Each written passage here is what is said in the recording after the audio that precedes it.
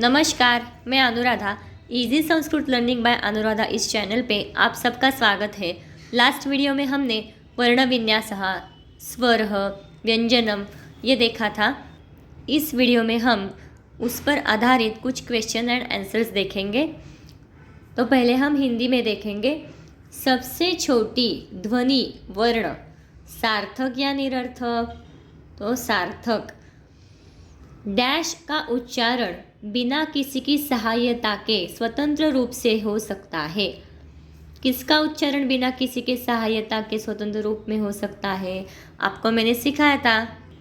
स्वर या व्यंजन? तो स्वर। इसका आंसर है स्वर। व्यंजन वर्णों को बिना डैश की सहायता के नहीं बोला जा सकता। व्यंजन वर्णों को बिना स्वर की सहायता के नहीं बोला जा सकता। अनुस्वार और विसर्ग को कहते हैं, क्या कहते हैं? अनुनासिक या अयोगवाह? तो उसे कहते हैं अयोगवाह। स्वर के कितने भेद हैं? 3 स्वर होते हैं, ह्रस्व स्वर, दीर्घ स्वर और संयुक्त स्वर। वर्गीय व्यंजनों की संख्या क्या है? 33। अंतस्थ वर्ग में कितने वर्ण होते हैं? पहले मुझे बताओ, अंतस्थ वर्ग में कौन से व्यंजन आते हैं? अंतस्थ वर्ग में 4 वर्ण होते हैं। कौन से व्यंजन आते हैं अंतस्थ वर्ग में? य, र, ल, व, ये 4 आते हैं। एक वर्ग में कुल व्यंजन होते हैं। एक वर्ग में कितने व्यंजन होते हैं? तो 5 होते हैं। जो हमने वर्ग देखे, क वर्ग, च वर्ग, ट वर्ग, प वर्ग, उसमें प्रत्येक की 5-5 व्यंजन होते हैं। संस्कृत में स्वर को क्या कहते हैं? अच। संस्कृत में व्यंजन को डैश कहते हैं, हल। वर्णों को जोड़कर शब्द पद बनाने की प्रक्रिया को वर्ण वियोजन या वर्ण संयोजन कहते हैं। तो वर्ण संयोजन कहते हैं। जब हम वर्णों को जोड़ते हैं तो उसे संयोजन कहते हैं, और जब हम वर्णों को अलग करते हैं तो उसे वर्ण वियोजन कहते हैं। उच्चारण श्रुतलेखनम।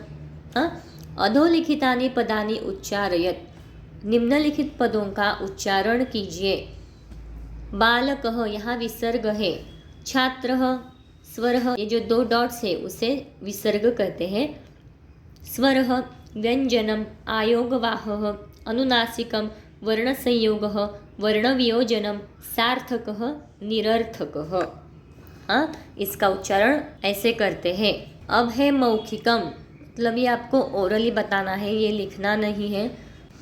स्वराः कति सन्ति, मतलब स्वर कितने हैं? तो आपको पता है स्वर कौन कौन से हैं? अ, आ, ई, उ, लू, रू, रू, ए, ऐ, ओ, औ। ये कितने हुए? 13। 13। तो 13 को क्या बोलते हैं संस्कृत में?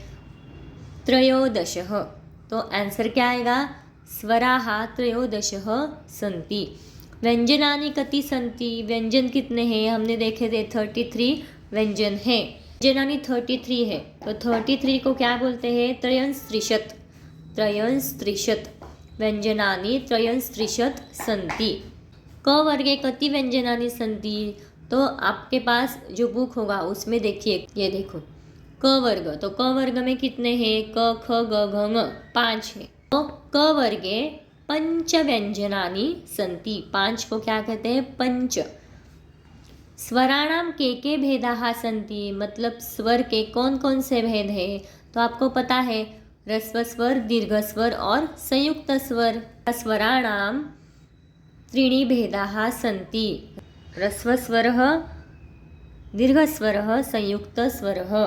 व्यंजनानाम उच्चारणे केषां सहायता अपेक्षिता, मतलब व्यंजनानाम, व्यंजन के उच्चारण के लिए केषां, किसकी सहायता अपेक्षित है? तो हम व्यंजन किसके सहायता से उच्चारित करते हैं? तो स्वर के। तो व्यंजनानाम उच्चारणे स्वराम सहायता अपेक्षिता। लेखनम, मतलब ये लिखना है। उचितम विकल्पम चिनुत। यहाँ उन्होंने ऑप्शन दिए हुए हैं, चूज द राइट ऑप्शन। स्वराणाम संख्या अस्ति, कितनी है? 13। क्या बोलते हैं? त्रयोदशः। व्यंजनानाम संख्या अस्ति 33। त्रयस्त्रिशत्। प वर्गे व्यंजनानि सन्ति। प वर्गे कितने हैं? प वर्ग में कितने व्यंजन हैं? प फ ब भ म 5। यर ल व इति व्यंजनानि सन्ति। कौन से है ये? अंतस्थ। अधोलिखितेषु वर्गेषु उचितवर्णैः रिक्तस्थानानि पूरयत। निम्नलिखित वर्गों में उचित वर्ण से रिक्त स्थान को भरिए। Fill in the blanks. क वर्ग, हमने वो चार्ट देखा, क वर्ग प वर्ग, हमें यहाँ लिखना है। क वर्ग में कौन से आते हैं वर्ण? क ख ग घ ङ। प वर्ग में प फ ब भ म। अंतस्थः, यहाँ ल है, मतलब यहाँ क्या आएगा? य र ल व। उष्माणः, उष्माणः यानी कि उष्म व्यंजन जिसे बोलते हैं, वह कौन से हैं? श श स ह। अनुनासिक वर्णाः, वो कौन से हैं? ङ य ण न म।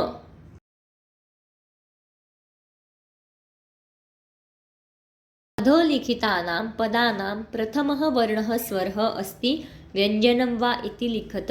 ये जो कुछ वर्ड्स उन्होंने दिए हुए हैं, तो इसका पहला वर्ण स्वर है या व्यंजन है, ये आपको बताना है। आपको ये कंसेप्ट तो क्लियर हुई है, स्वर किसे कहते हैं और वो कौन से हैं, व्यंजन किसको कहते हैं और वो कौन से हैं। स्वर कौन से आपको पता है? अ आ ई उ रू रू लू ए ऐ ओ औ। तो आपको ये बताना है, ये जो पहला वर्ण है वो कौन सा है? आविष्कारः। आ मतलब क्या आएगा यहाँ? स्वर। कमलम, क, ये क वर्ग में आता है, तो ये हुआ व्यंजन, व्यंजनम। मनुष्यः, म, ये व्यंजन आएगा। ई, अ आ ई स्वरः। कदलीफलम, क यानी क्या? व्यंजनम।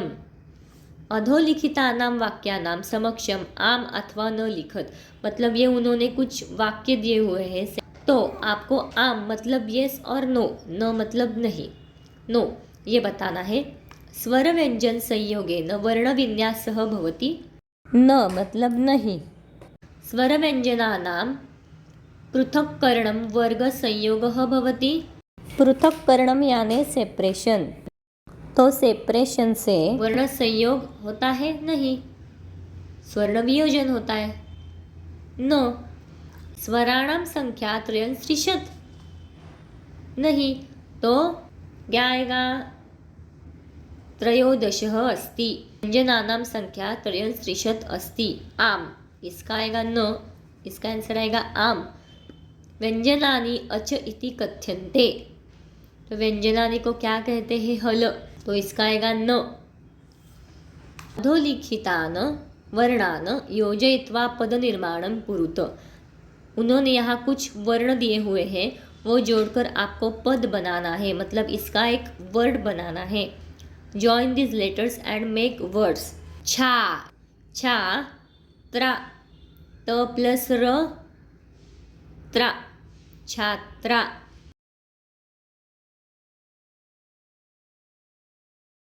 व अधिक ई, वी, द प्लस य द्य प्लस आ द्या, ल पूरा ल यह विद्यालयः।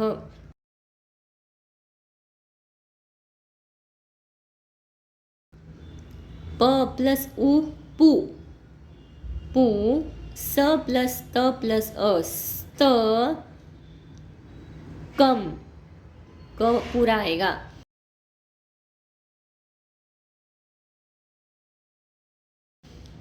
ल प्लस ए ले, ख प्लस अ पूरा ख, न प्लस ई नी लेखनी।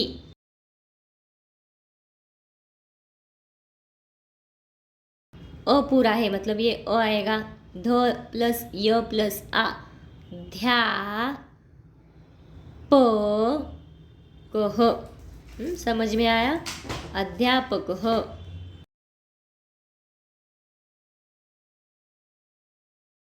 यहाँ कुछ और भी क्वेश्चंस है, तो हम यहाँ एक्स्ट्रा के लिए ये लेंगे। ह्रस्वस्वराः कति सन्ति? ह्रस्वस्वराः कति सन्ति? तो ह्रस्वस्वराः चत्वारः। तो वो कौन से हैं? तो है अ इ उ ऋ। दीर्घस्वराः कति सन्ति? दीर्घस्वराः 8 सन्ति। वो कौन से है आपको पता है? तो वो है आ इ उ दीर्घ उ, हाँ, ऋ ए ऐ ओ औ। ये 8 दीर्घस्वराः है। व्यंजनानि कति सन्ति? ये तो हुआ है हमारा व्यंजनानि 33। हाँ, अ कीदृशः वर्णः?